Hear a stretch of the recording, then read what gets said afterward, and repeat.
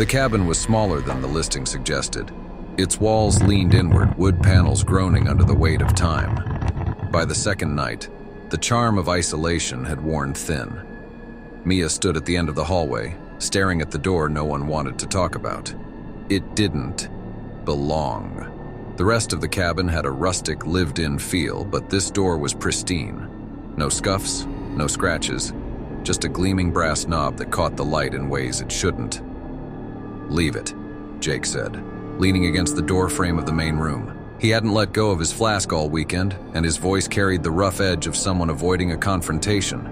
I wasn't going to touch it, though her hand lingered on the knob. They'd all noticed the knocking the first night, faint, rhythmic, like a clock ticking just out of sync, but no one wanted to admit it.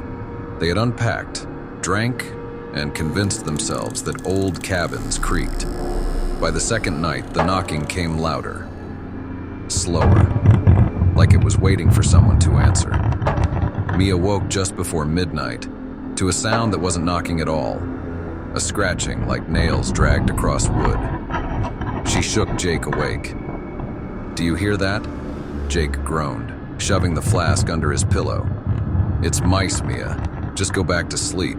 But she couldn't. The door didn't belong, and now it demanded attention. At 2:13 a.m., it spoke.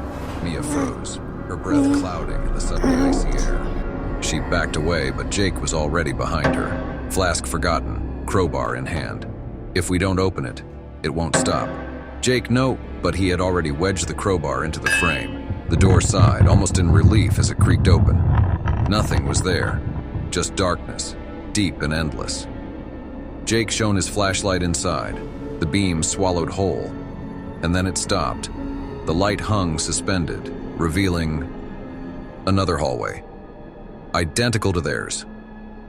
"Mia," Jake whispered. "That's us." She leaned closer and saw herself at the far end of the hallway, staring back, wide-eyed. Not just her, the whole scene. Jake, crowbar in hand, both frozen, watching. But something was wrong. The other Jake moved. Slowly, deliberately, he turned toward Mia, his mouth twisted into a grin too wide for his face. "Close it," Mia screamed. Jake slammed the door shut, the brass knob spinning wildly before locking itself. They stumbled back, gasping.